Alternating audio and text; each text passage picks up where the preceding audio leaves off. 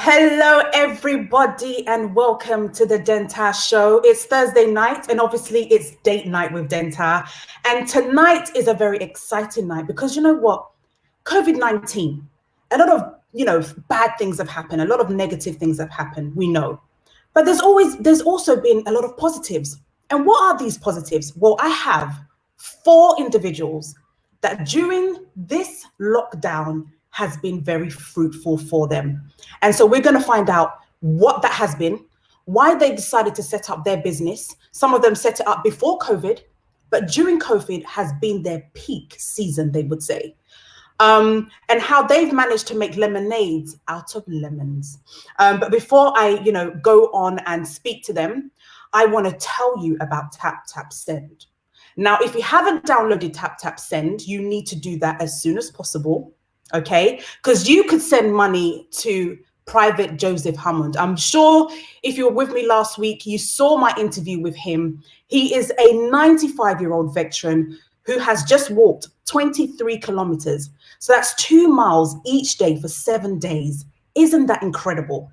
I mean, for a 95-year-old who wants to just raise money for COVID-19 to support frontline workers and veterans, I think that's a laudable idea.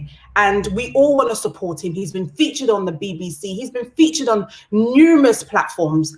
And we want you to support him. So download Tap Tap Send and use the promo code COVID-19GH. And then add his number. I'm just going to put it on the screen. So it's scrolling actually. If you add his number, he's on MTN and you can make a donation. And guess what? When you make your donation to him, Tap Tap Send will add £7 to the donation. So make sure that you donate and support the brilliant cause that he is doing. Now, are you at home, during this time and you're thinking, I'm thinking of setting up my business, but I'm not sure. It's been difficult. How do I get the support? Well, I'm going to be speaking to people who have done it. And you can hear their journey, their stories on how they've been able to make an impact during COVID-19. And if you are watching me on Facebook, make sure that you click the like button and follow me. We have so many exciting things that I do during the week as well. So make sure that you click the like button. If you are watching me on YouTube or Dana Network, make sure you click that subscribe button and follow all the journeys from my Greek, from interviews with celebrities, entrepreneurs, and philanthropists. So this is the time that, we get to speak to you, empower you, motivate you, that you can do it as well because others are doing it. So are you ready for my first guest? Who should I go for? Let's go for Cassandra. Hello, Cassandra. Hello, how are you? I'm good, thank you. How are you? I'm good. I'm blessed to be alive. I'm just grateful that you've given us the platform to be on this lovely afternoon. Oh, you're welcome. You're very welcome. So tell us who Cassandra is and what exactly you are doing currently. So Cassandra's from Atlanta, Georgia. Mm-hmm. I was born and raised in Accra, Ghana, came here when I was about 7 years old. I am currently in management and I started a sauces and spices line called Prodigy Foods. And that's what I am working on now. Okay, so this is not something that you studied? No, definitely not. Not to mix spices or make food. This is not something that you started. This was out of passion, I guess. So yeah. Was it during your spare time you would cook? What was happening during that time? I've always loved food, I would say. I just love eating, and you know that. So during COVID, as we were just having many conversations, I was always either eating or cooking. So we thought to ourselves, why don't we find a way to market this since you're always cooking? And I've had a few friends ask me like, oh, I love your spices. Can you make some for me? And I'm like, sure, why not? So this was the perfect time to basically package something and then start selling. Okay, so you started off just making it for your friends? Yes. And when did you decide, actually, I kind of need to take this thing seriously because I'm getting a lot of orders? When I started posting it on Instagram and the feedback and people inquiring more and more about it, I was like, you know what, this looks like, it could be something great. So let me try to tap into that market. I started off just buying jars from the stores, and then I would just package it in there without no labels, no packaging. It was just regular mason jars, and I would just package it and then ship it out. And then after a while, I was like, you know what? I need to upscale it. I need to invest money into this. I need to put promotions. I need to get a team that can make sure that the packaging is A1. So that's how it all started. But how did you get the initial investment from? Because obviously it's lockdown. I know professionally you're into real estate and that's what you were doing. Did you use some of that pay to invest, or was it the initial things that you were selling that you used that investment? It was a mixture of both. I had to go into my savings. I spent about $4,900 on packaging. As people know, you have to have your labels, and you can't just order 100 pieces of labels. You're going to have to buy it in bulk if you want a cheaper price. I had to get proper packaging. I had to get bottles. So when I first started, all those sales were amazing. It just wasn't enough to start an initial, a whole, company, I would say. So I did have to go into my savings, and I was a bit scared because I'm like, okay, it's COVID. I'm about to spend all this money. What if I don't make the money back? So that was also a concern of mine. Okay. And then, so you invested this initial money. Mm-hmm. Did you then think of opening up a business, like, register a proper business? When did you actually register it as a business? I registered March of 2020. Yeah, March. Okay. 2020. I believe March 11th was when I finally sat down and paid, the amount that the Georgia state requires. And at first I didn't think of it as a company because it started off as something to do because I'm home, I'm bored. You're bored. There's not much work for me to do right now. So why not start something? So that's how it first initially started. Okay. And looking back now, it's been how many months? Like 1 month? No, I would say 3 months because we started, remember I started ending of February, getting early of March. Yeah, March. Okay. So it's been 3 months. Yeah, I would say roughly 2.5 months. 2.5 months. So 2.5 months of doing this business, the shito business. If you don't mind sharing, how much have you made so far from doing your shito, just to inspire the people watching?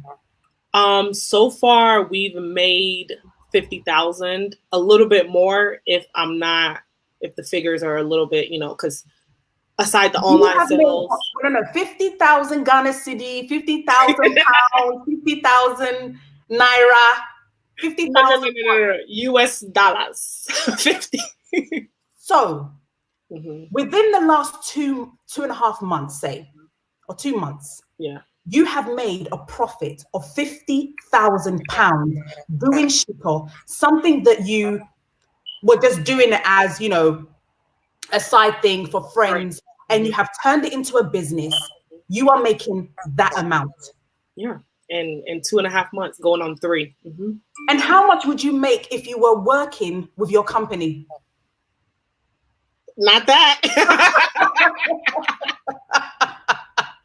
Not that amount. Wow. Yeah. And what was it like? Because I know we've had conversations, right? What was it like sharing this with your parents, your mom? It was a little bit nerve-wracking, I would say, because, growing up in the Ghanaian household, your parents want you to go to school, get a 9-to-5, of course, which I followed, the steps, but for them, it's more like climbing the corporate ladder, from entry-level position to, a partnership, within the company. So I think letting her know, like, hey, mom, this is what I'm interested in. This is what I'm trying to, do. It was a little bit like, please don't quit your job and follow your dreams. That's the initial conversation. But after a while, it's like, can I get hired? Are you hiring? Wow. You know, yeah. So that's how that conversation started. And what was your friends saying? Did you get support from your friends? Would you say that they were encouraging you, like you can do this? What was it like? I think for me it was half and half. Okay. I had some friends that were like, you know what, we don't think this is a good look. I had friends that were like, well, now she's selling shito. Like, you know how Ghanaians stigmatize people. Like, you know, no matter in our community, they downgrade certain jobs in certain fields because they feel like it's for a lower class, excuse me to say. So a lot of the comments and the concerns were people looking down on me. But I also had great friends that were supportive, were helping me market, promoting it. And that gave me self-confidence, because when I would hear the negative, it would actually, like, you know, I would take a step back and I would be hurt, because I'm like, you eat shito, I eat shito. What's wrong with selling shito? Something that is so common within the Ghanaian household. And I mean, with the name Cassie's Classic and the company name, how did you come out with that? You and chocolate. Actually, I was sitting there, and I know the initial name that I had was Prema Shito as the brand name, and we had the conversation and we spoke about it. And I called my brother Chocolate. I was like, look, Chocolate, this is what I want to do. This is the names that I want. And then he gave me a few names. I remember he suggested Eshishe Shito, as in, like, you know, it's hot. That's what it means in tree. And I was like, no, I don't like that. And then he's like, okay, what about Cassie's Classics? And I was like, you know what? I kind of like that, but I didn't let him know that I liked it. You know, I took it to the side and I ran with it. So. Okay. So you're happy with the name and everything? Yes, 100%, 100% happy with it. Okay. And then also on the first day that you decided to go, you decided to launch this product. How many orders did you get on that particular day? I remember the number too. It was 132 orders on the launch date. And I remember when I launched the website, I didn't look again. I promoted it on social media. I closed the app, and then I was like, you know what? I'm just gonna relax, and you know, I just didn't want to be anxious about it, so I left it alone. And then I waited till the next day, and I opened it, and then I just started shouting, because I was like, is this a mistake? No, like 132, that's not possible. And I just kept refreshing, like, wow. And you know, and it wasn't just people ordering just one product. They were ordering in bulk. They wanted to see all 5 products, like, you know, the shito, the hot sauce, the jollof seasoning, the all-purpose. They wanted all 5 products. So when they would order, they're ordering in bulk. And I was just like, wow, this is incredible, to trust me that you don't know, and to just go off pictures, which is extremely difficult, because it's hard selling something that people will be eating. Like, it's easy to show somebody, this is a shirt that I'm selling. You physically see it, you know if it'll fit your body size, but they had to gamble with me. Yeah. You know? Yeah. And what's been some of the comments on the actual products when people receive it? You know, what are people saying about the product, and how does that make you feel? Aside the taste, people tell me that it tastes good. The feedback that I mostly get is on my packaging. Okay. They love the kente print design that is around the logo. They love how, you know, how within the logo, I have the African map in a pot, you know, so the minor details that my marketing team and I came up with is something that people are actually paying attention to and being attentive to. Absolutely, absolutely. I'm super proud of you. Thank you. For sticking to it and just being a real motivation for young people. You're a young person. You're going to be what, 25 next week? Yeah. And it's inspiring that, look, something that is overlooked, shito. Right. Shito is overlooked. Let's be real. Shito is overlooked. But you've picked it up. You've made it into, for me, when I tasted it, it tastes like stew, and then there's like a nambi warm. There's like, you know, this, it's like, it's a feeling, B. It's like some feeling you get when you eat the shito. And guys, if you haven't ordered or tasted this shito, you need to go on the website. It's on your screen right now. Make sure that you order and give me feedback. Give me feedback. Give her feedback as well.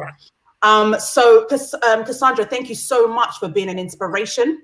I'm now going to move over to Eugenia, who's also going to talk about what she's doing. She's somebody that, again, is another inspiration to young girls out there. She started her events company a while back, but COVID-19 changed her perspective on things. She brought out a new strategy for her business, and now that's all she's concentrating on. She's not working anymore. She's concentrating on this business, her baby, as she calls it. So, guys, let's talk to Eugenia. Hey, Gigi. Hey, DENTAA. How are you? Hey, Cassie. Hey, Eugenia. Eugenia, DENTAA. Tell us about, before you started doing your events company, right? Mm-hmm. Tell us what you were doing before. Okay, so as DENTAA mentioned, my name's Eugenia. Initially, I was pursuing the law. So I'd completed a law undergrad. I'd went on to do a postgraduate diploma, did law school, the whole shebang. I was working in a law firm, and I was pursuing law full throttle. That being said, I always loved events management. I did my first ever event in 2010. Whilst I was still a teenager, and I'd always known in the back of my mind that I would do something in events. It would be almost like a side hustle, but I knew eventually somewhere down the line that I'd want to launch my own event business, but there was just something within me that wanted to kind of finish law and finish well. So fast forward to about 2019, I kind of came to a place where I was just like, okay, do you know what? We're not going to go all the way with law anymore, and that's fine. But at the same time, I'm going to just keep pushing with my company, and I will launch again in 2020. And I did that. So in January, decided that, okay, we're going to pull it out there. Bearing in mind, a Regal Touch has been in the pipeline since 2011. So I'd kind of been sat on it for like 9 years by this point. I had a logo in 2016 and still hadn't launched it. I was definitely a perfectionist, and I felt like I needed to kind of have everything together before I actually launched the business. But I also came to understand that timing was key, and it wasn't quite the right time.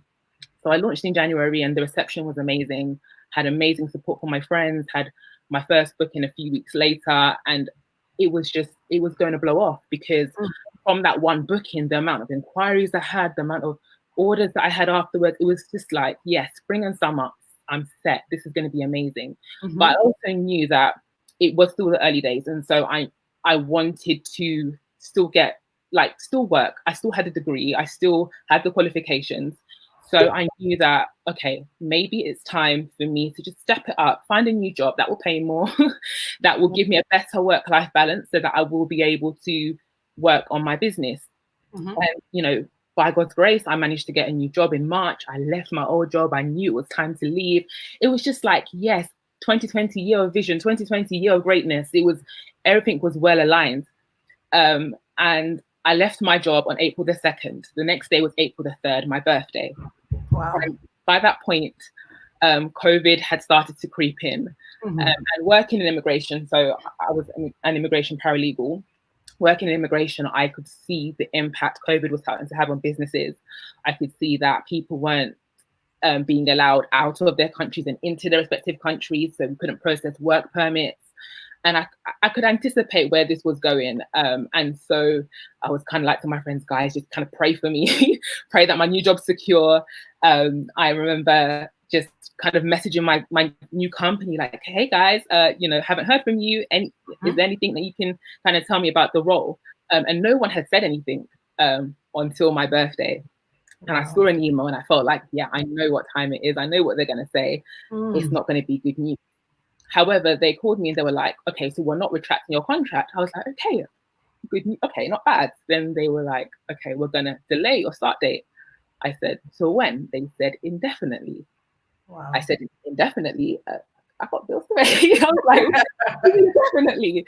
And I just remember I was really ready just to break down that moment and had my support system just kind of remind me, just don't forget, like, there's so much on your life. This is not the end. Okay, it's a delay, but don't let it get to you.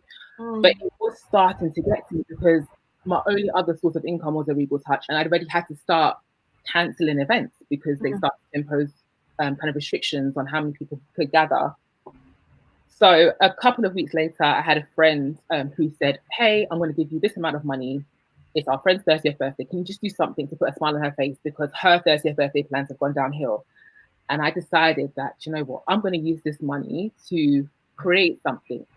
I'm going to use this money to launch something because I'm a person that loves celebrations. I love events. And I was devastated when it was my birthday and I couldn't do anything. But I thought, what can I do for people that would enable them to put a smile on their faces? So I had to also bear in mind that I couldn't go into anyone's home. I couldn't,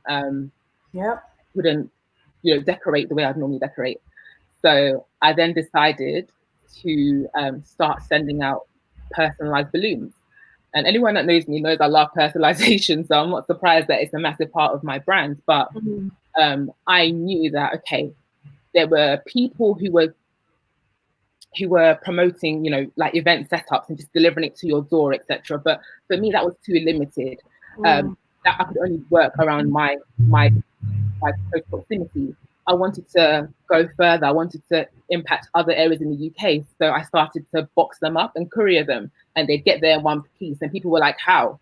How is it possible that a balloon can come from London and get to Nottingham? How can it be that a balloon will go from London and get to Coventry? And actually, Cassie's like one of my number one clients, all the way to Coventry every other week. But so once we kind of did trial and error. Okay, these balloons don't work, and these balloons do, and okay, this looks good together, and this doesn't, and it took a bit of trial and error, but we finally found something, and it's blown beyond my wildest dreams. I would always say that I started around April the 20th, kind of relaunching with the balloons, and it's just been, it's long nights, late nights and early mornings, but I'm enjoying it, and I just can't quite believe that that's what's happened. Even though I'm an event company, we manage events and do events organization, we've been able to tap into the event side of things and kind of deliver these personalized balloons.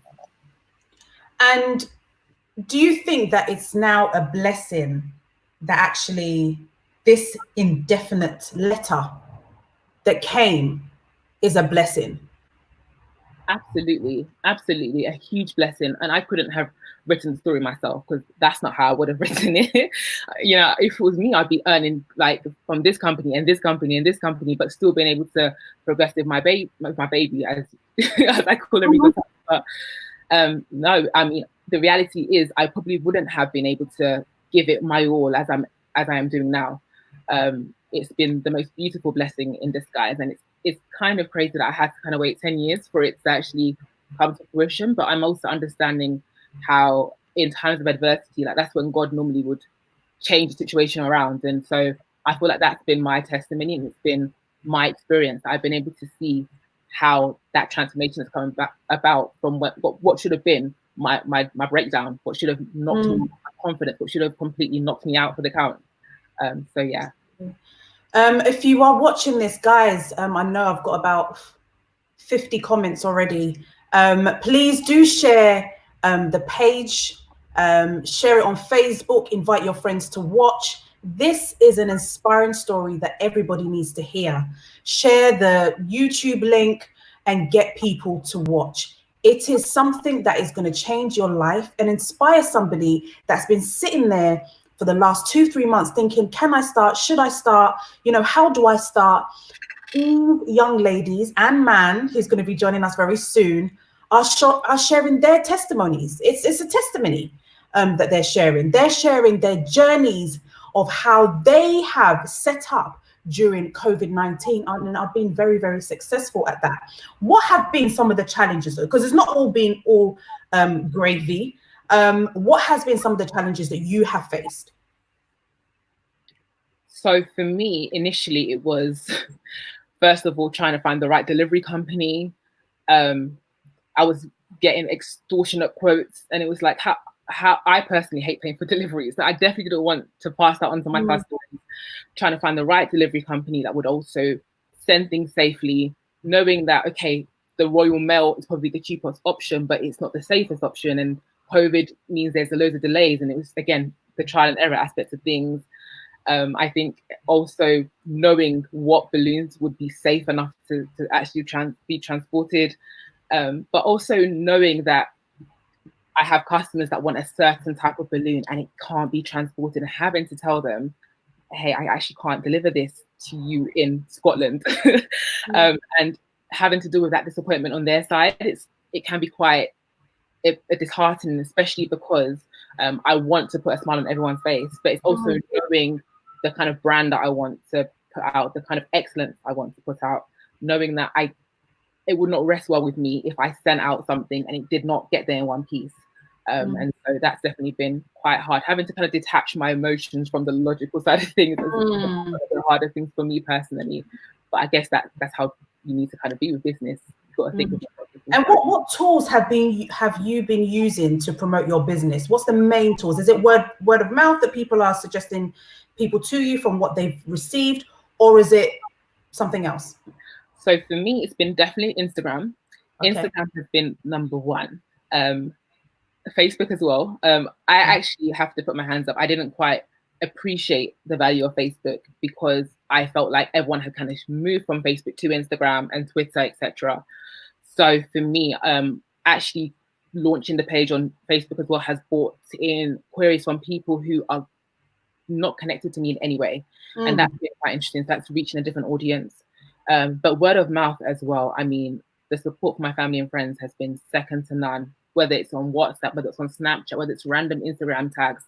It's been phenomenal. So I think a combination of those things have been very helpful. And from the people that have been ordering, would you say there's a high proportion of that being from your friends, or would it be from just general people that you do not know? In the beginning, my first 3-4 orders were from my friends. Okay. Ever since then, I don't know where half these people came from, honestly. I drop balloons to people's houses and I don't know them. And I'm like, wow. I was like, you found me from somewhere. Even this morning, I got a phone call and someone said, I saw your page on DENTAA's Instagram. And so I followed and I've made an order. And that's literally what's been happening. Okay. So, my friends have been the most supportive. But I have to say, in more recent weeks, it's been through people that I don't know. It's been through clients that, have trusted me with whatever it is to put a smile on their faces or their loved ones' faces. And then for them to come back and say, listen, we would come back over and over again. You've got a lifetime client in me. That's always been my goal, to have clients choose to be lifetime clients, that they will keep coming back for more. And that's just always been the goal for me. Absolutely. Well, thank you so much for sharing your journey. I'm going to be back with more questions, but I'm going to move on to our next guest, who happens to be my little sister. Who happens to be my little sister. It was her birthday recently, and she got an amazing surprise. Now, as you know, if you've been watching the DENTAA show live, I keep telling you, Vesta London Beauty, my lip gloss, which I'm wearing at the moment. My sister has been on a journey for a very long time. There's been tears, there's been upsets, there's been a lot of things that she has been through to get to where she is now. And, she calls it the lip glaze products that has come out from her. And so I want to talk to her, and so she can share her story on how it's been to get this product to where it is at the moment. And then I will have Mr. Basil, who is in America at the moment, who's got Gari. Like, we want to know what this is all about. The packaging looks like, the little oats packaging.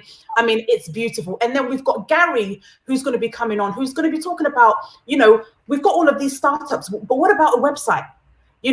How about setting that up whilst you're doing all this? So, it's a very jam-packed interview today. If you are watching, share your page right now. Share it with somebody on Facebook. you know, do a watch party, as they call it on Facebook, tag somebody and let somebody hear about these wonderful young people who are doing amazing things and who are going to inspire you to set up your business. So let me move on to Vesta London Beauty. Hello everybody, how are you all doing? Hi Vesta. How are you all? We are good. How are you? I'm well, thank you. Thank you for asking. Awesome. So, you started your business how long ago now? Since you started? So, initially, this was started in 2015, so a couple of years back now.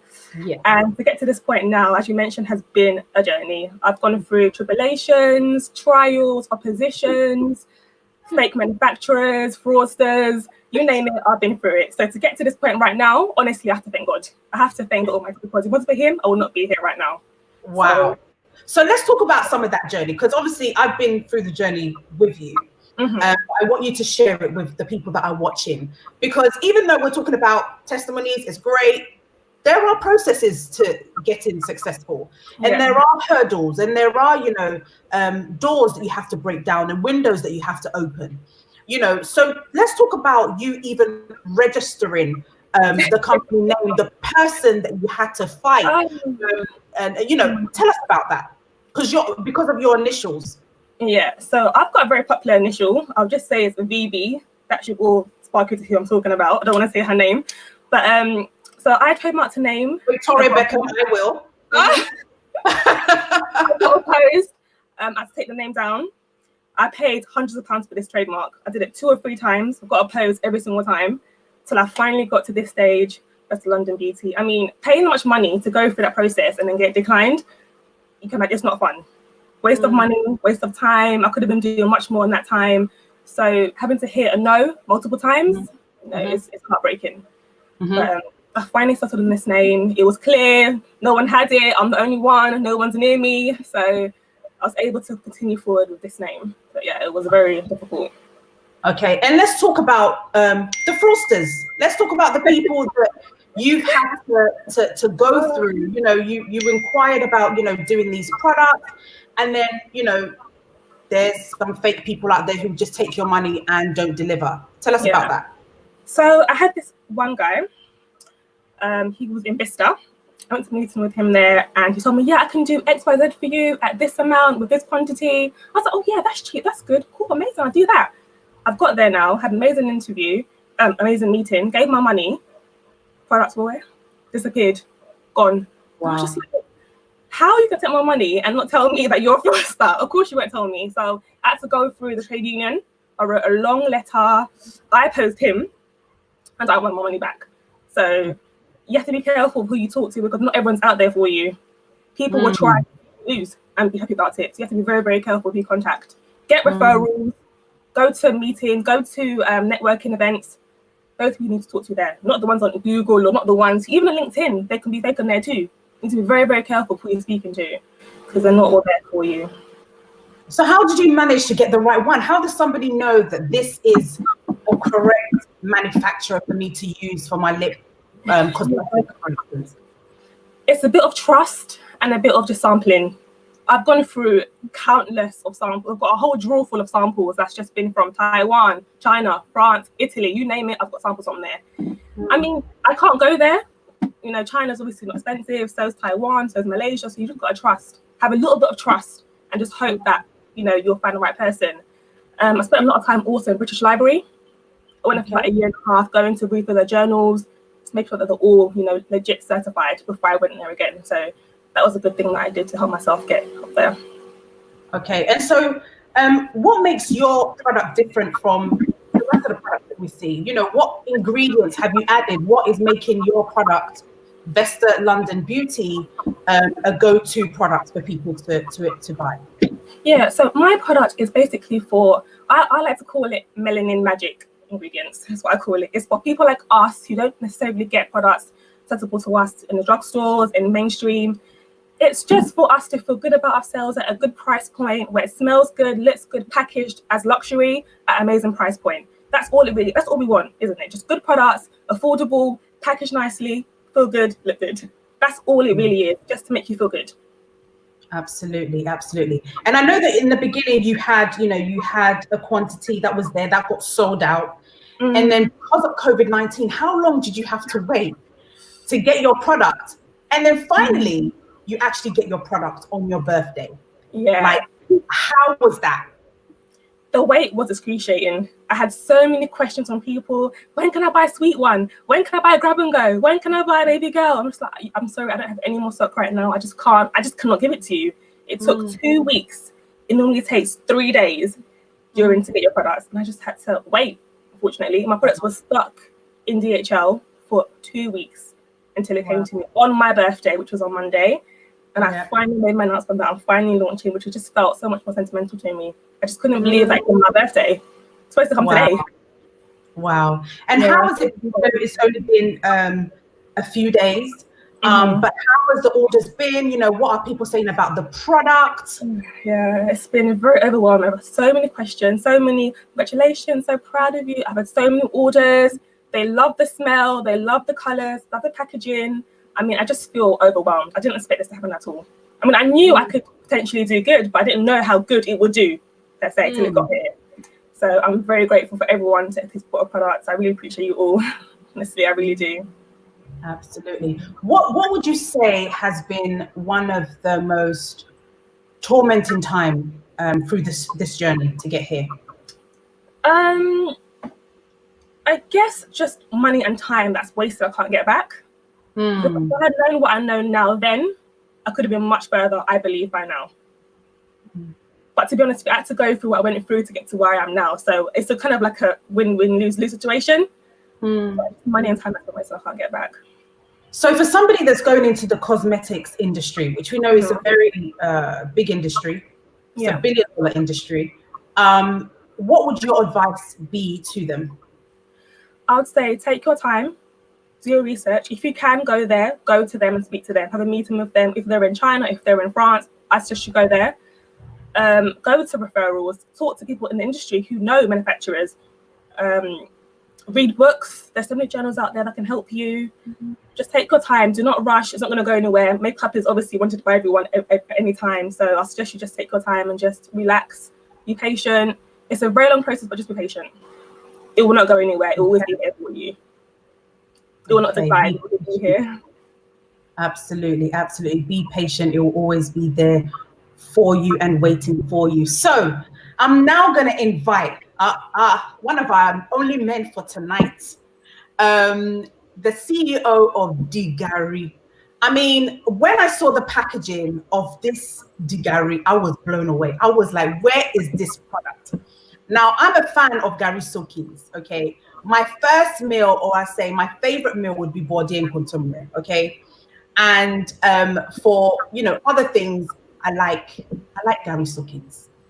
And so for it to be packaged the way it is, it's just amazing. And so I'm now going to invite Basil Gari. Hello. Hi, everyone. How are you? Oh, no complaints here. It's very beautiful outside here in Vegas, even though it's too hot outside. You're lucky. You're in Vegas. Oh man! So the sun is out and it's a beautiful. It is out. Yes. Wow. It's too hot actually, but it's too hot. We're used to it. Okay. So Basil, tell us a little bit about yourself. I mean, I know you schooled in Ghana, right? Or you to high school. To high school, exactly. So tell us about that, and then when you came to the US, and then why you started Gari. Okay, so my name is Basil Akwete Ama. Akwete tells you I'm a twin. I'm the first of the twin. Oh, you're the first one. Correct. The oldest one. The oldest one. So in school, I ate a lot of Gari. I mean, I like Gari. We call it rich Gari, where you have a lot of milk powder. You had Chocomilo, it's rich. I really enjoyed that. But a little bit about me. When I left Ghana after high school, I moved to Vegas. I came to study computer engineering. I'm a computer engineer by trade. I work for the power company here in Nevada. I also run a Bible academy where I train those who want to go into ministry. So if you Google me online, you will see Rabbi attached to my name, but only when I teach it. Okay. So that is what I do officially. If I'm not at work doing my computer engineering stuff, I am teaching or lecturing. 5 years ago, the Gari started in 2015.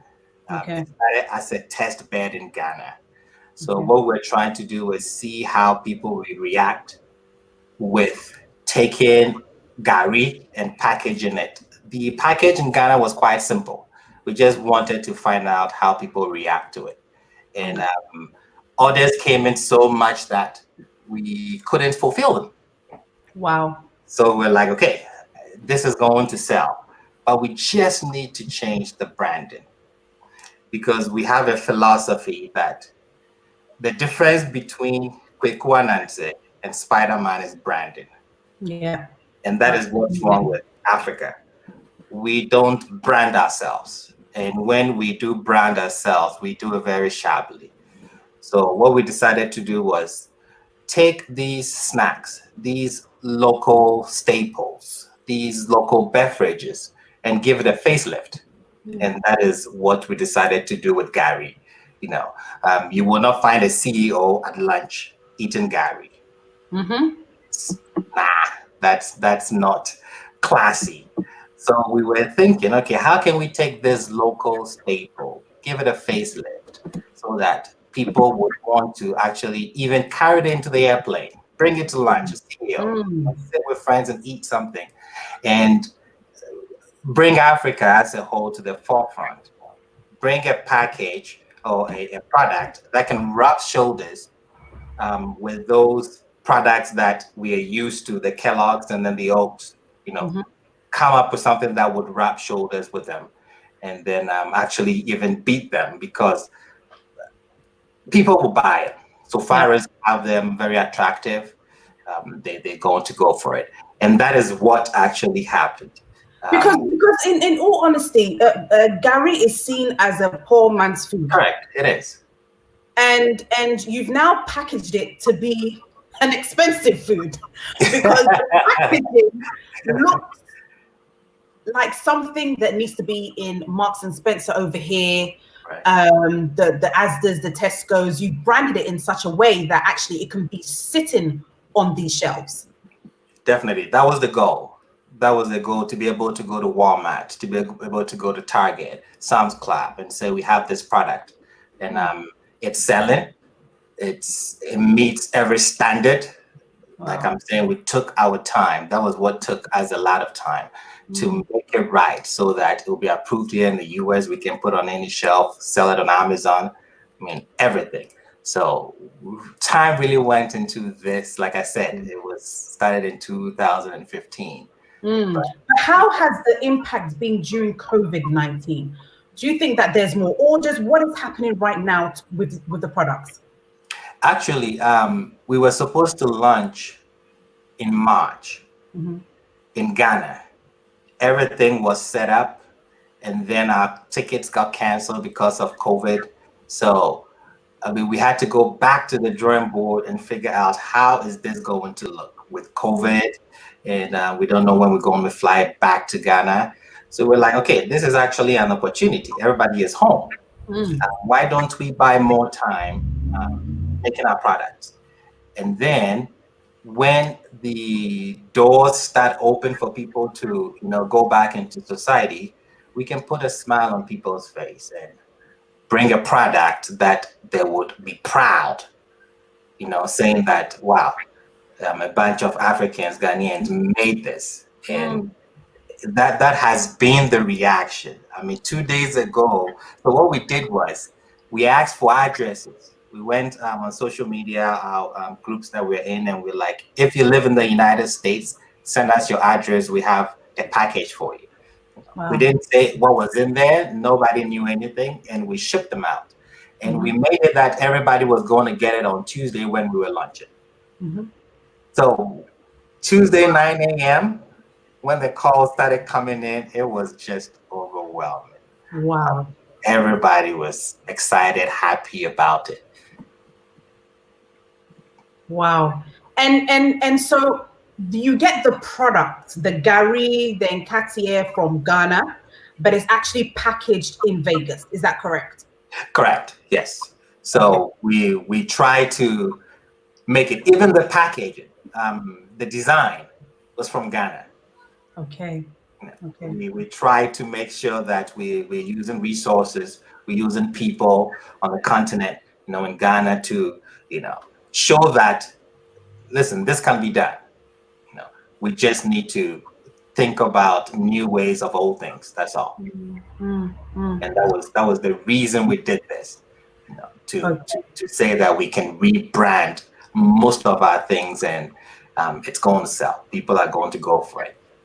Absolutely. I mean, even when I called you this morning, you're like, DENTAA, I'm at the post office, I'm posting. Right. And I'm sure that the orders are coming in thick and fast. So where can somebody actually, order the product? Is it just in the US? Is it in Ghana? If so, in Ghana, where can we get it? And what about us here in the UK? Hello, when are we getting some of these products? Okay, so for now, it's in the US. Because we just launched 2 days ago. We already have plans setting up shop in the UK. We're already in talks with some people on the ground to make that happen. We plan to supply, and if we get everything going, set up shop, production line in the UK so that we can also make them in the UK. We halted the one in Ghana because Ghana was a test bed. Okay. Now, based on the reaction coming, we were in a meeting today, and we're going to open shop in Ghana. So very soon you will see it on the shelves, on the streets, everywhere in Ghana. So it's coming very, very, very soon. But Basil, I mean, we say all of these things, and I want to put it out to all of the guests actually on today's show, is that, how do we start making these products in Africa? How do we start putting some of these resources? I mean, how do we, empower those people that are in Africa to be able to do the products? How the standard that you are doing it, how do we do that? How do we get to that stage? I feel like, we always trying to do this, the greater or the bigger thing in the diaspora. But how do we as the diaspora take our products to Ghana and impact the people there as well? Is that my question? Yes. Oh, okay. And it'll go to the rest of you as well. Correct. I think it's a good thing that it starts in the diaspora. The reason is because you get a bit exposed. You get a lot of exposure. You travel and you see what's been done. Like I say, you don't have to reinvent the wheel. Look at what is being done. Look at what you have locally, and then do the same thing. Match it up. Do it better. I think the issue is not that we cannot do it. The issue is the mindset. Okay. There is a mindset that if it's done in the diaspora, it is better. But we need to change that mindset. So our goal with Gari, our goal is to actually set up shop in Ghana to make these things in Ghana and then export them. We don't want to make them here, but we want to show the concept here. So somebody looks and say, wait a second, this is what they did with Gari. They took Gari and this is what they did. Okay, we can do this with this. We can do this with corn. We can do this with that. So we kind of giving them a boost that this is possible. All you have to do is come together, meet the right people, get funding, which we don't mind sharing our difficulties. We don't mind sharing our ideas, how we got this done. And I think that's what's going to help. It's just the mindset. It is doable. People have the idea, but we are trained to think, okay, I'm just doing this to put money in my pocket.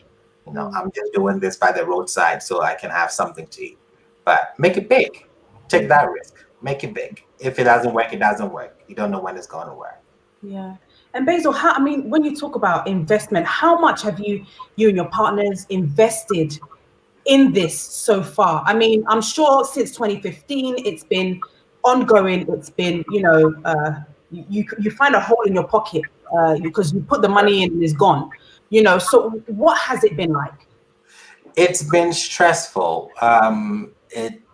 It's taken a lot. So I'll share this story with you. I bring a bunch of investors together, give them a presentation, the whole 9 yards, an hour and a half presentation. Everybody stands, applauding this a brilliant idea, all pumped up. The next day I send out emails and say, okay, now it's getting serious. We need investors. And nobody responds to the email. Wow. So people get hyped when they hear of something new, but when it's time to really invest in it, nobody shows up. So it was quite frustrating, but I reached out. I took some faith, reached out to 2 friends of mine, and boom, they made it happen. It was just like that. It involved a lot. More money was spent getting the license to produce this in the States than any other thing. Okay. The business license, like all the regulations, that took more time. I think it would be way easier to do this in Ghana than here. But inspections, that took more time, more money, business license, lawyers. That was what took most of the finance. But maybe that is a system that actually needs to be done in Ghana for us to be able to get quality products on the market. Correct. And not getting flooded with products that are not done the correct way. Correct. And, I like the fact that you mentioned about, our Spider-Man, Nancy, and, the Spider-Man that the world knows, and Correct. How our Spider-Man is a bad Spider-Man. Sure. The world knows Spider-Man to be good. How do we change that perspective? How do we change that? It's by telling our own story. We can't have someone else tell our story for us. We cannot look at our heroes as bad people. We should take the stories that we grew up with, the characters that we grew up with, and brand them, rebrand them. Somebody should come up with an Anansi comic. They should make a movie about Anansi and put on the big screen. Unless we do that, unless we tell our own story, unless we say, okay, we can do this, let's rebrand. Let's change the narrative that's been told about us, that we can also do it. We don't have to depend on the West to set the pace. We can really rub shoulders with them and even beat them if we do it right. Absolutely. But do you think that you'll be able to one day move at least the production to Africa, to Ghana? Yes, that is the goal, because we're looking, it would shock you, we even have orders from Nigeria. Wow. So we're looking to actually go into Nigeria, go into South Africa, anywhere that they eat Gari, you're going to see us there. So we need to be, it's not even about that. We need to be selling our Garis to the white person, to the Eastern person, whatever, because at the end of the day, we never knew what chips was until we came to this country. We were bored here. Do you understand what I'm saying? And so it's also about us, letting them try our products, because they would be able to buy it. They do. For instance, Cassandra, I'm sure there will be other people buying your products, because shito is not, it's a spice. It's a sauce, and people use that for hot sauce. When you go to Nando's or whatever, there's hot sauce. Why can't we have some of the shito in Nando's or some of these other places that, you go to? So I think that we also need to be looking outside of the box, and not just, satisfying our people, but encouraging other people to eat our products as well. Cassandra, what do you have to say to that? Yes, I recently found out that Asian countries actually eat shito. They just make it probably 2 ingredients off exactly what we do it, the same color. I was doing more research, found out that Malaysians actually eat it with rice the same way we do. So when I started talking to my marketing team, I was like, look, these are the people that we need to start marketing to, the Asian community, the Indians, because they eat the same thing we eat, you know? So you definitely want to make sure that we all have a product that can reach the masses and not just the Ghanaian community or the African community. Like Basil said earlier, I want to be in Walmart. I want to be in Whole Foods. So my target audience is quite broad. So with that, I do have to, like, you know, shift things a little bit, but that's the goal. That is the goal. And even trying to package it the way they know, you know, because they understand it better that way. Right. So you package it the way that they know, and, you know, kind of rename it to something that, you know, they can you know, what's the word, relate to. Yeah. You know. So Eugenia, would you take this balloon thing that you're doing, would you take it to Ghana? Have you been getting people requesting that actually you need to come and take this to Ghana? I've been getting so many inquiries from Ghanaians, and it's in the pipeline. Arigo Touch is an international company. We are in the UK, and just kind of echo what Basil said. It's, you know, we're starting here, but we're not ending here. And so for me, definitely want to take it to Ghana and Africa as a whole, and, you know, create job opportunities for people in Ghana who are interested in stuff like this. And I'm not just talking about the balloon side of things, because the minute I can take a helium tank to Ghana, we're doing this. But also the event organizing and the event strategy and the event decor. There's quite a solid industry in Ghana, but I believe there's space for everybody, and everyone has their own unique selling point. So it's absolutely in the agenda to take Arigo Touch to Ghana. Absolutely. Vesta, I didn't show your beautiful products, but, you know, do you have plans of, you know, taking your products to Ghana? And, you know, have you been having requests from not just Ghana, actually Africa, people already, you know, requesting some of your products there? Absolutely. I mean, as a Ghanaian girl, I would love to go back home and just have my products in my country. We have an auntie, actually, don't we, that lives in Ghana and has a makeup shop in Ghana. So, you know, I was speaking to her about this, and she's very open to having my products launched and stocked in her shop, which would be amazing. I've had so many questions from Ghanaians over Facebook, Instagram, Twitter, just asking me, can I get it in Ghana? Can I get it in Ghana? Where can I get it in Ghana? Like, don't worry, it's going to come soon. I'm working on it. Talking to the FDA, it will be in Ghana very shortly. So hopefully that will be launched very, very soon. But yes, Ghana is on my list. Fantastic. Now I'm going to bring on Gari. So, you know, we talk about, you know, setting up companies, and then, you know, we go and register our domains, and then that's it.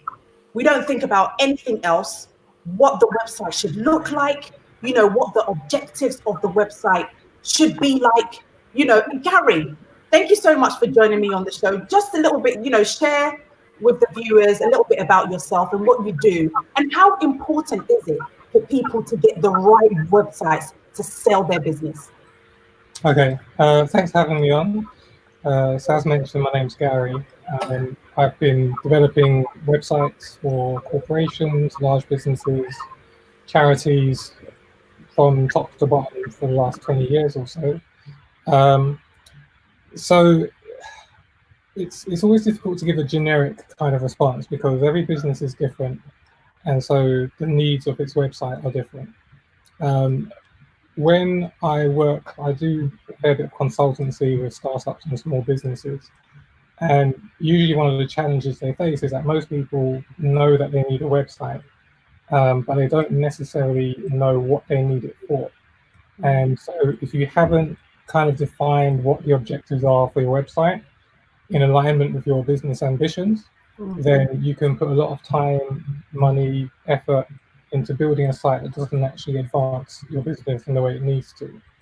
So quite often when I go through that process, people will come and they're like, oh, I want to build a website, and they haven't necessarily got a clear idea of the requirements of the website. But then as you dig deeper, you realize they haven't really defined the business objectives for it in the first place. And so before we even start with the technical aspects of the site, quite often we have to go back and be like, okay, what is your business even trying to do? Like, where are you trying to be? Where does this website need to take you? And so sometimes we are all the way back to the fundamentals of the business. Like, what is your vision? You know, what is the vision of your company? What are you trying to achieve? Because your website should be a vehicle to help take you there. And if you don't know what your destination is, then it doesn't matter what vehicle you build, you're never going to head in the right direction. So I guess the general advice I always would offer is, you know, if you're planning to build a website, or maybe you're in the early stages of planning a design, the questions you should be able to ask yourself or answer for yourself are, what specific goals do we have for this site? So there are some common purposes that most websites serve. So it could be generating leads. It could be conducting direct sales. It could be for building a community. It could be for raising brand awareness. And so you have to consider, what are the primary purposes that we want this website for? It could be one or more than one of those factors. And then once you've identified which of those you think are relevant for yourself, you then should be starting to think about specific objectives. So if your site is primarily for lead generation, you should be thinking, okay, in the next 12 months, we want our site to be generating 20% of our leads, or it should be leading to an increase of 15% of our leads from last year. So you need to define objectives that are very specific and they're measurable. Some people have probably heard of SMART objectives. So that's a great format to use in determining objectives for the site. But you and your team should be able to sit down and say, these are the purposes that we have for the site. You should define specific objectives for that. And then when you start planning your requirements, you're building those requirements with those objectives in mind. Absolutely. And how important is, you know, when people are buying domains, how important is getting a .co.uk to a .com to a .co? You know, how important is the last bits of those website details? It's really not a lot. So .com is obviously the best known and the most popular, and most people will always try and find a .com for their business. It really doesn't have much impact in terms of, you know, user recognition. There are some large brands that are now starting to use some of the new TLDs that have become available. So a TLD is a top level domain. And in recent years, we've had this massive expansion of the domains that are available. So you can have, if you're like a London-based shop, you could have a domain that's myshop.london as opposed to myshop.com. And the advantage of that is that it has an instant connection to the market you're serving. And it's also likely to be a lot less heavily subscribed. So trying to find a good available .com can be really difficult if you don't have a very unique brand name. You know, .coms, there's millions of them that are squatted on, where people have just picked out brands that they think someone will want one day, and they've bought it in the hope that someone will basically buy it from them at a profit later on. So it can be very difficult to find a .com for the brand you're looking for. So if you have a specific market or a specific audience, it's worth considering some of the new TLDs to see if there's one that suits your brand and your market more suitably, because you'll probably find a TLD that suits it to match. So what I'm getting from you from this conversation is that actually a lot of time and work needs to go into building the correct website for what you're doing.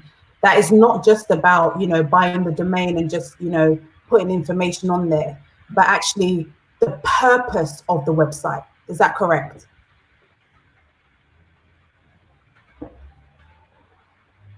Gary?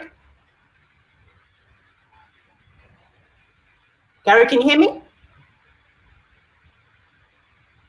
Oh, guys, can you hear me? Can everybody else hear me? Okay. Yeah. I think I'm just losing him. I'm going to let him come back on. But I'm going to go to questions now, guys, because we have a billion of them. So let me go to some of these questions. Right, Rabbi. Okay, well spoken. Let me see. Question for the panelists. Okay. I think this goes to the food industry and Area as well. Area, Vesta. Anyone want to answer that first?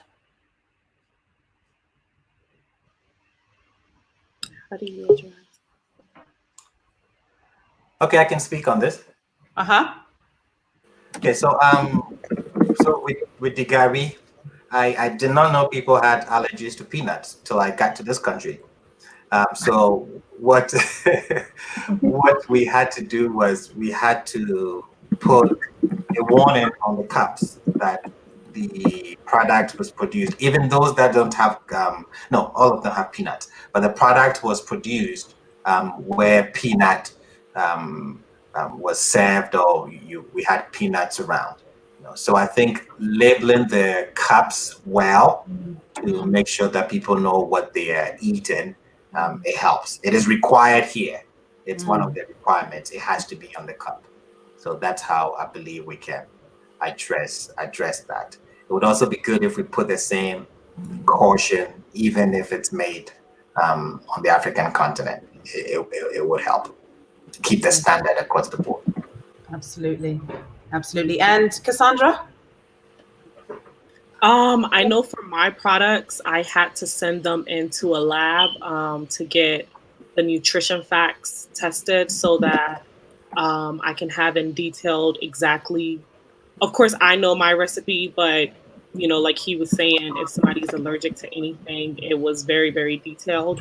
And with the legal regulations, I know for Georgia, I had to register with the FDA, send in a few samples, and they told me that they will be done looking at my package within 2 years. That is their normal FDA approval. So it's still, it's still a work in progress. It's still in the work.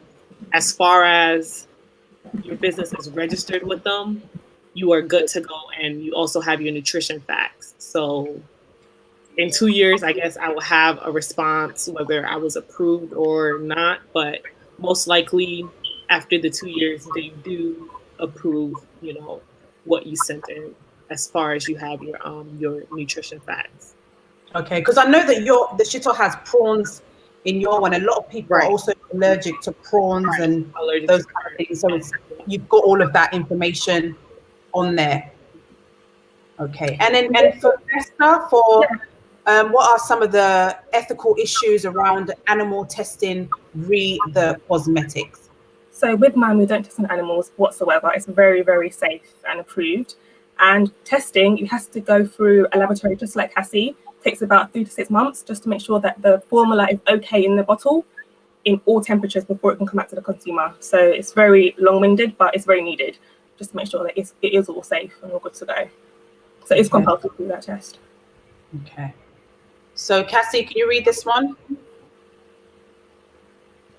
Marketing shito to Asians is probably not effective due to competition, but to other communities, yes. I don't believe so. I believe that there's room for everybody, especially with the market that I'm in. If that was the case, I wouldn't be doing shito, being that everybody's mom makes shito. It's not something that is a new trend. And of course, being that the Asians eat something similar to shito, it wouldn't be completely new or completely off of what I would be selling. So I do think there's a market for everybody as far as those products. Okay. Who's this one for?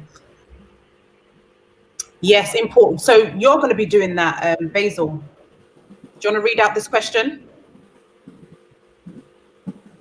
Yeah, UK, they are pretty strict. Correct. So that's what we are working on.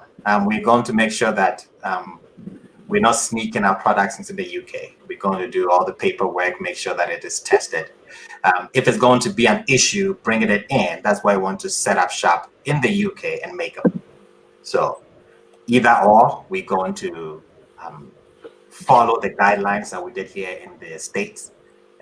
Make sure that we meet all the requirements. Anything that is expected of our product, we're not going to cut corners because there's no need to. So that's how we're going to address that. Okay. So there's another question for you. Production should be done in Africa. You don't need to sell to Africa. Instead, sell to the Western world and move the money back to Africa.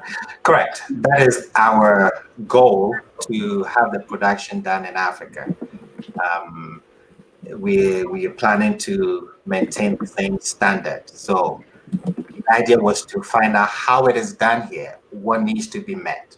So since we've proven the concept here, when we are back in Africa doing it, we know what we need to have done to meet the standards. Because you cannot just ship food to the West because you want to. Because there's a standard, we try to meet that standard. So we're going to set up shop in Ghana. Actually, we've already set up shop in Ghana. We just want to rebrand what we had in Ghana from 2015. Okay. And then somebody's asked another question for you. Do you do some without peanuts? No. At the moment, we don't do some without peanuts. We've had requests from 2 days ago when we launched with different kind of flavors that we should make. So we are considering all of that. So you'll be seeing a variety of them, some without peanuts, some without sugar, some with almond milk, a whole list of requests that we need to fulfill to make the customer happy. So we're going to be looking at all of that. Okay. And Vesta, can you read what's on the screen? Great insightful conversation. Branding. Key ingredient needed for business recognition and growth. I absolutely agree with that, 100%. Branding all the way. So guys, each one of you, how important is branding? Can we just get, one or two lines from all of you on how important branding is? You can recognize yourself from it. People know who you are, want to see your image, your colors, your theme. It's very important to identify yourself with the brand. I think branding is key. Personal branding, business branding, I think it's very important. It's what people engage with first before they even get encountered with the service. So it's imperative that branding is correct from the beginning. And I think people really buy what they see. They eat what they see. So if you have the best product, maybe the best meal in the world, and it doesn't look attractive, nobody's gonna buy it. Even if your product doesn't taste that good, and your branding is on point, they will still buy it. So people eat what they see. People wear what they see. People use what they see. If you can make it attractive, you're gonna get customers. Cassie? Yes, I agree with everybody. Branding is the number one thing that each company needs to put their focus and also money towards, because like he was saying, in the food industry, although people haven't tasted most of the things we're selling directly, because a lot of my sales come from online sales, because of how my packaging, because of how I promote, because of how I market it, they're interested in it, and that's all a part of the brand. So if my branding wasn't up to par, a lot of people would not be interested in it. So yes, branding.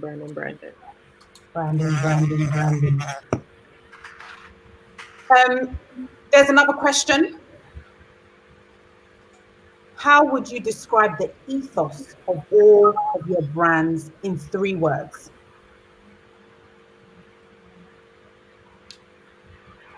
Anybody? So mine is loyal, consistent, and trustworthy. Okay, Rabbi? I think mine will be a repeat. Culture, culture, culture. Culture, culture, culture. Cassandra? Tasty, delicious, prodigy. Those three. Okay. Gigi? Excellent, elegant, and distinction would be mine. I didn't hear that. Can you speak up? Excellent, elegant, and distinction. Okay. And Gary, how important is ethos for websites? How do they infuse what they think of their brand to be infused in the website? So I think it's important to really spend the time to define your brand before you begin a website project, because your website should be designed, with your brand, the identity that you've designed in mind. And so it becomes a lot easier to think about things like color, presentation, layout, typography, if you've already taken the time to kind of consider the visual aspects of your brand. So yeah, I think it's very critical if you're building a web presence that you've taken the time to build your brand first. Awesome. I have a question. I've got somebody on the line. Please tell us your name and your question. So my name is Pearl Adino, and I wanted to ask a question regarding building a team, because I heard Cassandra say that she has a marketing team, and I wanted to find out, like, what does one look for in a team? How does one get a team together for an initiative that one is involved in? Like, what does she look for? And then the next thing is about raising funds. So I think this question was to Gari. I wanted to find out, like, what's the best way to go about that, and how does a business know when exactly it's time to raise funds for the business? Thank you. Thank you so much, Pearl. Thank you so much. Okay, so the question to you all is, how do you get a team? So Cassandra, I think she was going off from what you were saying. You kept on mentioning, the marketing team. How did you put a team together to the right team to support you in your initiative? When I first started, I looked around my friends, and each and every individual had something that was creative about them, because I wanted to build a foundation where if I had to spend money outside, I wanted to circulate it around the people that I know. So I have a staff of 4. I have 2 chefs. I have a production manager. And then I also have somebody that does my marketing, branding, websites, and all of that. When you're looking for people, I think you should find people that your soul connects with. I'm very, very big on intuition, and that's how I was able to pick my team. I just went off intuition, like, I think it would be great to work with you. And that's how I was able to put together my team. For a new startup, that should be your main focus, because for what I do, I can't do it all by myself. I can't cook, I can't clean, I can't bottle, package, ship, answer emails. So I know for a lot of people, they're like, well, I'm a small company, so when I get there, I will add more people on. Even if you're making $100 of sales each week, it's good to start off small with a smaller team, so that when you do get to that larger scale, you know how to manage it better. Okay. And Rabbi, how were you able to get a team together to support you in what you are doing? It was quite easy, actually. We live in a world of social media. What people don't know is that your friends that follow you, they are your currency. These days, you don't have to spend so much money bringing in a marketing team, bringing in a financial. That's so much overhead. You don't have your small business. You don't have that. So why don't you leverage your close friends, your family? You know somebody who knows how to do something that you need done. So reach out to them and say, this is what I'm doing. If they need to come in as a partner, if you're going to give them a percentage, bring them in. It's quite easy these days to actually start a business. Know the right people, make sure you make friends. I tell people, if you cannot find 5 of your friends to get together to start a business, you need to find new friends. And just don't make friends. Make friends who have certain expertise. They know things that you don't know, so that you can go to them and say, this is what I'm doing. I need advice. I need financial help. That is how we set the business up. The lawyer is the lady who does our taxes. Like, just reach out to people that we know. That will save you a lot of money. Okay. Gary, how much does one have to invest in websites as a startup? That's the perennial question. Usually the first question people ask when they want a website is how much is it going to cost? Yes. And it's genuinely like the piece of string question. Like, there is no average price for a website, because it very much depends on what your website is trying to accomplish and the route that you're taking to do it. I think I saw in the comments someone was saying, how much should they pay for a website, and is it better to use like a pre-built platform? And the answer is, it depends. So I have a couple of startup projects that I run myself. One of them I'm building because I've got the skills to do so. Another one we're using a pre-built platform because we want to get to market quicker, and we don't want to take the time of building something or having to maintain it. So there's always a trade-off that you have to consider. So if you have no budget, if you're starting from scratch and you haven't got any kind of finance to your name, it may be easier to start that project with a ready-made platform where you can just get up and running off the ground. You do have to consider your plans to scale and whether the platform that you start with will support your growth plans. If you use a platform like Shopify, they have free or very cheap plans available, but as you grow, they can become considerably more expensive. So you have to consider the cost of that platform, but then you have to weigh it against the advantages, against building something yourself, having all the technical maintenance and support and development costs that are going to come alongside it. So it's hard to offer an easy kind of clear-cut answer to that question, like, do I build it or do I buy it? But that's something where if you have technical people in your circle, you should certainly consult with them to get opinions on what options do I have, what are the pros and cons, both short-term and long-term, and then try and select the best solution based on your business needs. Okay, thank you very much. We have a caller. And so to answer the question on cost, again, spend what you can afford. I'm sorry.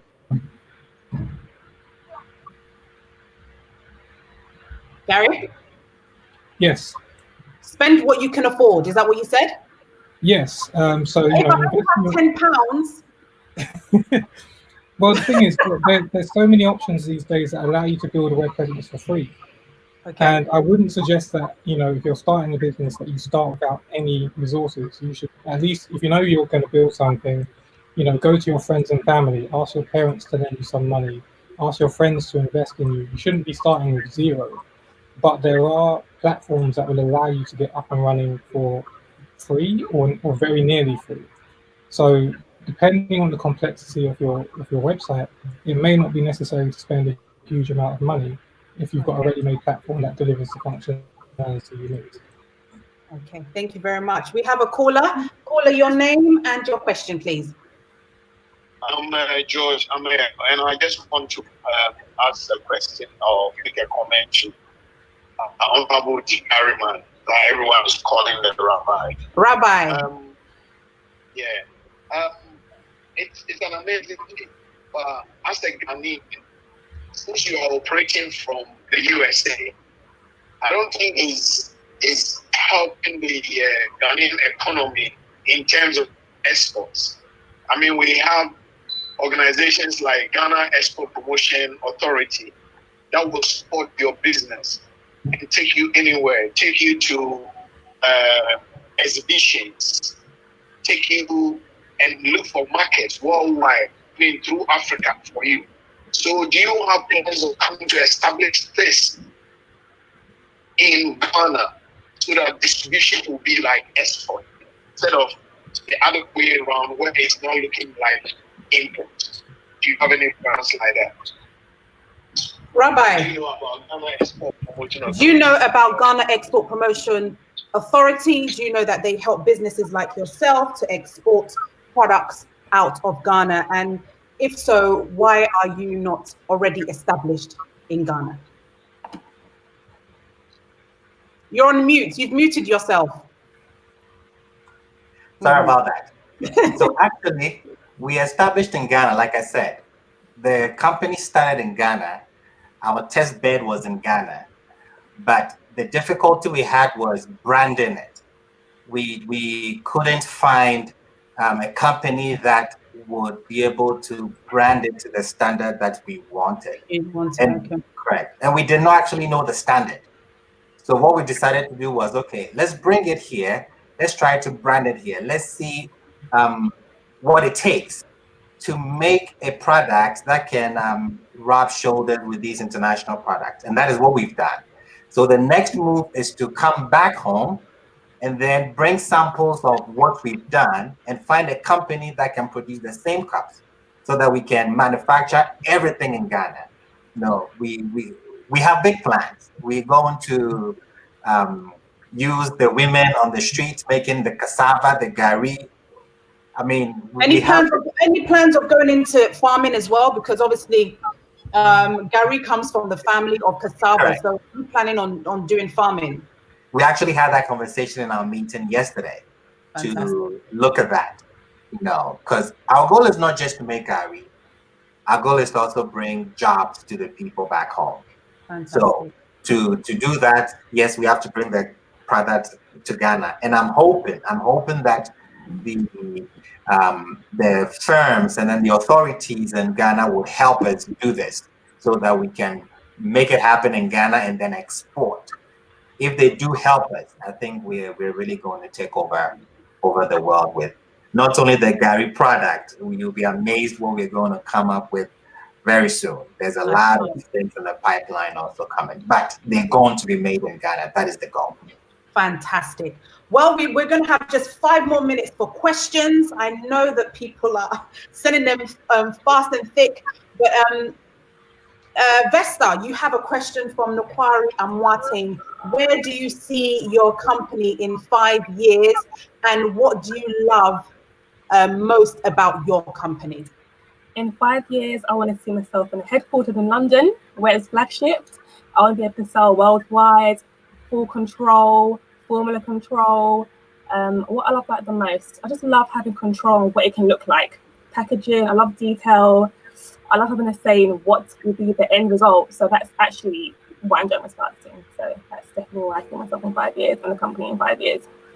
Okay, Eugenia, where do you see your company in 5 years' time? Like I mentioned, Regal Touch will be international. We'll be organising celebrity events. We'll be employing people worldwide.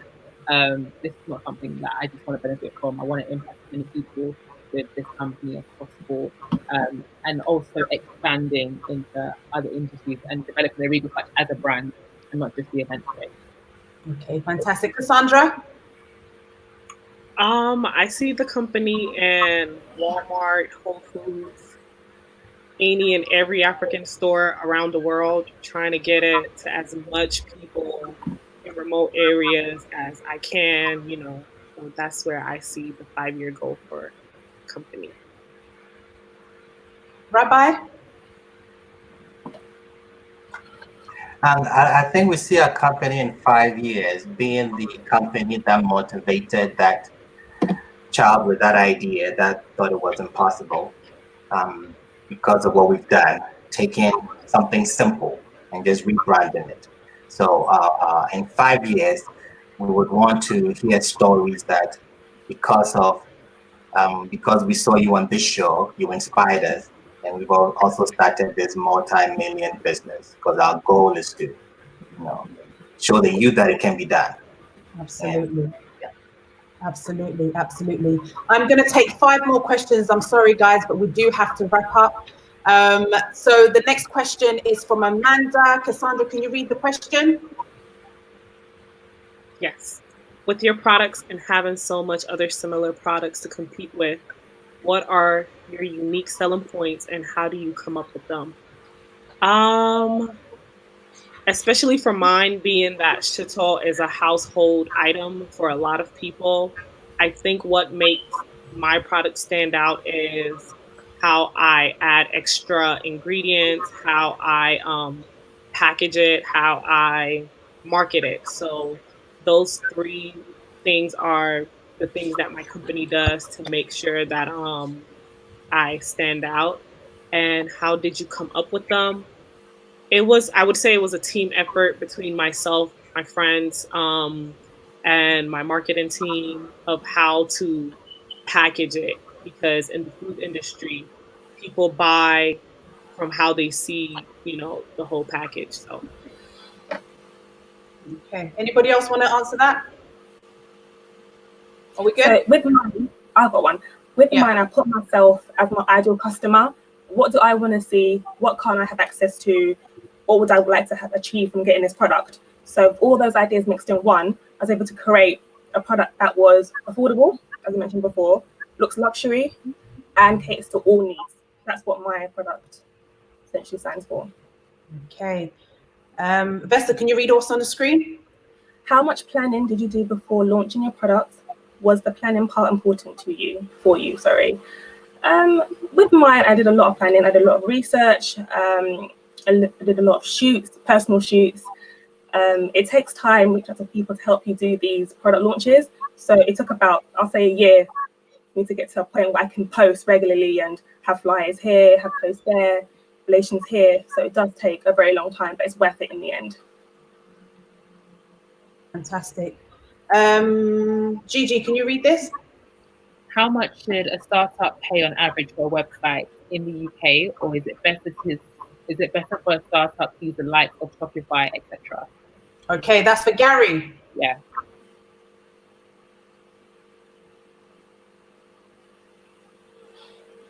Gary, I think you're on mute. Yeah, you're right. Sorry, apologies. I think I referred to that question previously. Okay. There was a question, I think that's the same one that I'd answered when I spoke beforehand. So there is no average. Overview.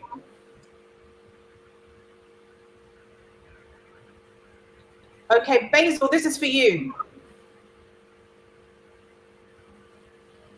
Can you read that?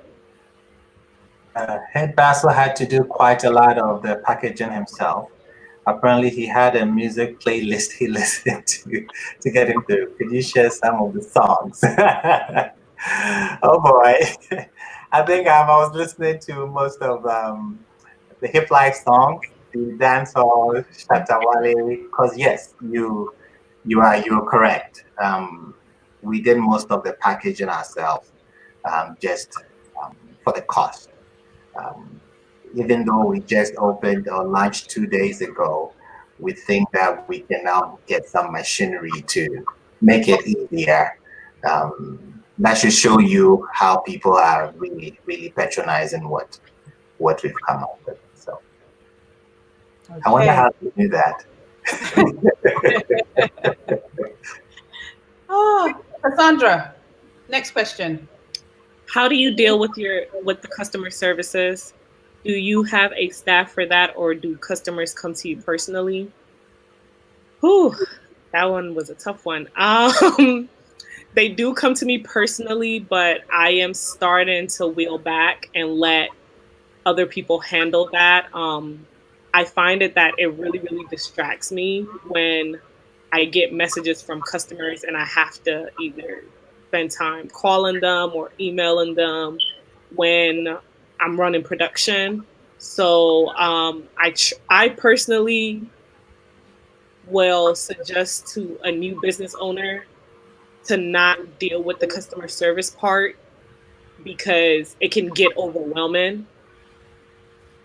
If you don't have a team, then you actually have to go in and do it by yourself. But if you do relaying that, to other people, and it also helps because you don't want people to come to you directly when they have an issue with your company, especially if, your company, let's say, is in Walmart where you're dealing with a larger scale, but because Adjoa knows you personally, address calling you on the phone and telling you A, B, C, or D. You know, so you definitely want to have those right protocols for your customers to you know, have something to say to other people. Yeah. Yeah, Rabbi, I saw you shaking your head to that. Have you experienced that? Yes, because you first start selling to friends and family, and you know, they pick up the phone and they want to say something, you know. So what we've done is we have someone on our team who handles all that. You know, outspoken doesn't mind taking the heat, doesn't mind, you know, putting people in the right place and say, okay, we're going to do this. So that has helped. Okay. You know, but yeah, it's very true what my sister just said. Okay. Adansi OMG says, do you enjoy what you are doing? I think that's a really important question. Are you actually enjoying the process, you know, everything that you've been through? Are you enjoying what you're doing? I'm definitely enjoying it. Even at the moment, I remember my own secretary, my own courier driver, and my own production line. I definitely do enjoy it. It makes getting up every morning. It gives me more of a purpose to get up every morning, and I definitely enjoy what I'm doing. I am also, I hope that one day I can eventually leave my 9 to 5 and just have VLB forevermore, owner, founder, continuing doing what I'm doing and having a good life with VLB. Absolutely. And I think this will be the last question. Gigi? Do you guys outsource some jobs to online freelancers like customer service and advertising? For myself, at the moment, I'm still dealing with the customer service side of things. So contrasting to Cassie and Rabbi, I do hope, you know, eventually to hand that down to someone. But I think at this stage, I want to kind of develop that standard and the kind of the level of customer care I want all of our clients to experience, so that when I'm training someone, they know how to handle it the retail touch way. In terms of advertising, I mean, at the moment, it is Instagram and Facebook. It is hard to define an advertising company that works well with our brand and can actually, you know, push the brand forward, then I wouldn't mind working with them. But yeah, at the moment, not currently outsourcing, but it's not something I wouldn't consider in the future. Okay. I think this will be the final one because I've had text messages on my phone as well. How can we or I invest in your product? Are you guys open for people to invest in what you are doing? You know, Rabbi, is it something that you would be interested in right now if somebody was to say, you know what, I want to invest 1 million into this product. I see that it's going to be very fruitful. Are you open to more investment?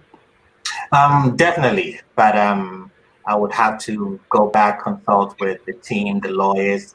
I would have to talk, see if it makes business sense, and we'll take it from there. But yes, we are definitely open to expand if it makes business sense. Yes. Okay, Cassandra. Yes, I agree with what he just said. As long as it makes sense and the paperwork is done correctly, and also how much the person is willing to invest. You know, I can't give you 50% of my company for little to nothing. So yeah, the numbers just has to make sense on both ends. Yeah. Okay, Vesta.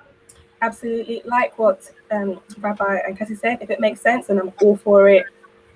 I'm down to help. I'm down for support. I want to grow my business, so I'm ready for opportunities to come my way. And Gigi, yeah, agreeing with what everyone said, it has to make sense. Especially when the company's really close to your heart, you definitely want to make sure that it's the right investors and it's the right portion. But Rabbi, do you think it's hard for us as entrepreneurs to allow people to invest in our business? Do you think that we hold on too much to the fact that it's our baby, and sometimes we may have somebody that actually is willing to invest a lot of money for a little portion, but still we are scared that we are giving our baby away? Correct, yes. Everybody, when you spend time, sleepless nights, you know, nurturing this baby, and you've gone through all the headaches, all the obstacles, and now it's here. You know, for somebody just to walk up and say, hey, I want 50% of it because I have money. Yeah.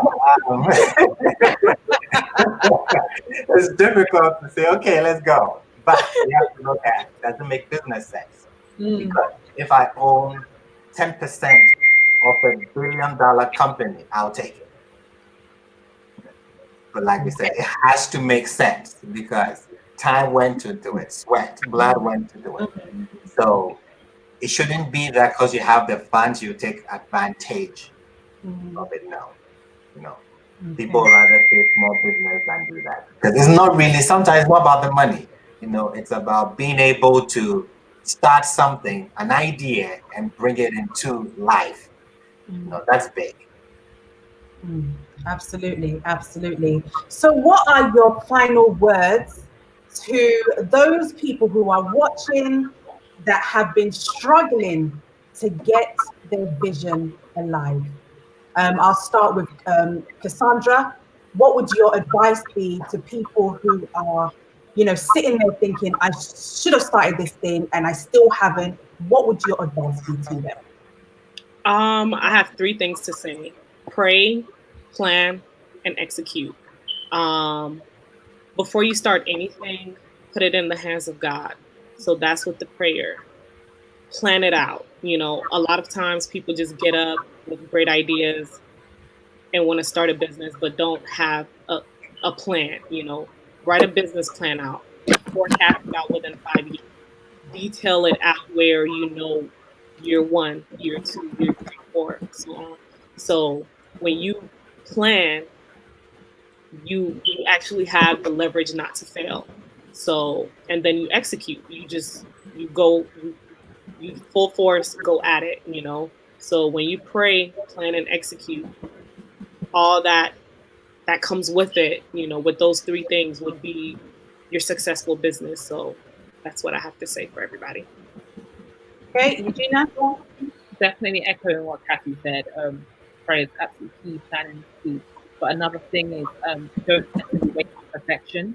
There's some things that you're going to learn on the job. There's some things you're going to develop on the job. You might not have it all to begin with. Experience can be one of the greatest teachers.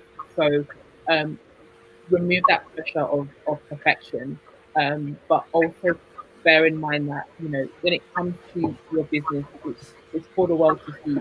And so just make sure that what you are putting out is something that you yourself would want to receive if you were someone else's client or customer. Vesta? Just to add on to that, it's never too late to start now. It's never too late. You're here for a reason. Your time is now or has come. Just be patient. Your time will definitely come. Don't let the no's hold you back. You're going to hear a lot of no's. You're going to hit a lot of road bumps, speed bumps, but just overcome it. You will get there. Timing is everything. Rabbi? Okay, I think my advice would be that we should not be scared. We live in a time where the person who sees the chair in the tree is the one that gets paid. There's nothing new under the earth. What we're doing is putting old things together to make new things. So if you have that idea, go for it. Don't be scared. If it fails, it failed. At least you tried. So don't let money hold you back.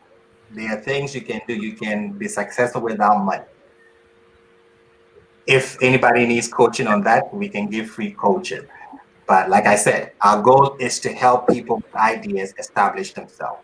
So if you have that idea, put it on paper and then go for it. Absolutely, go for it. And Gary, do you have anything to say for people that are starting up their business? Yeah, I definitely echo some of the advice given earlier. Planning for me is critical. Having a plan forward. Ideas are overrated. People always like, oh, I need a unique idea. Some people mentioned, oh, can you go into this market because there's competition? The idea is not what counts. It's the execution. And so you need to not have a unique idea or something that no one's ever thought about. You need to find a unique way to deliver it, whether that's for your branding, for your customer service, for the quality of your product, for the niche market that you're serving. Make sure you execute in a way that's better than anyone else in your market. And the one thing I'd add to that is about persistence. starting a business is hard. It's really hard. And you need to be willing to keep on going through the disappointments, the frustration, the impatience, because the rewards will come. It may not come on your first attempt. I've run businesses in the past and they failed horribly. And now I've got businesses that I can look back and say that they've succeeded. But you have to persist. Giving up gets you nowhere. So plan, execute, persist, and you'll reach success in the end. Thank you so much. I can't thank you guys enough for coming on tonight's show. Auntie Vesta, Eria, your niece says she's proud of you. She's also putting messages on there. And, you know, Nokwari says she's proud of Auntie Gigi as well, and Auntie Cassie. So they're all watching, the crew's watching, and they're wishing you guys all the best. They've learned so much from you. I can't thank you enough. You've been so inspiring. You have inspired so many people. And I'm hoping that from today's interview, they will get up and say, you know what, I'm going to try and do this. And you never know, you may end up on a DENTAA show in a couple of months' time, sharing your experience. So to all my panel, thank you so much for joining me on the show. God bless you. Keep going. Never give up. You know, the world is your oyster. We will keep fighting and pushing all of your brands on our social media and making sure that when you are successful, another person in our community will be successful. Let's create our own Bill Gates. Let's create, you know, our own Richard Bransons in this world. And we can only be better for it, and our community will benefit from it.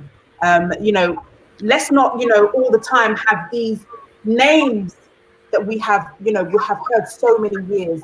But let's hear a Rabbi, let's hear a Cassie, let's hear a Vesta, let's hear a Eugenia. Let's hear all of those people who are trying to get their products out. So thank you so much. And I will speak to you when this interview is over. And I just want to say thank you once again. So guys, I know that you have enjoyed the show just like I have. And it's been incredible.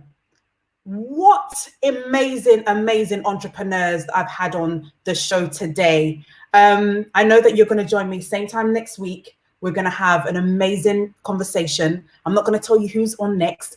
But if you haven't already donated to Private Hammond, you can do so by registering Tap Send on your mobile phone. Use the promo code COVID-19GH. And when you send to his mobile money, he will receive an extra £7.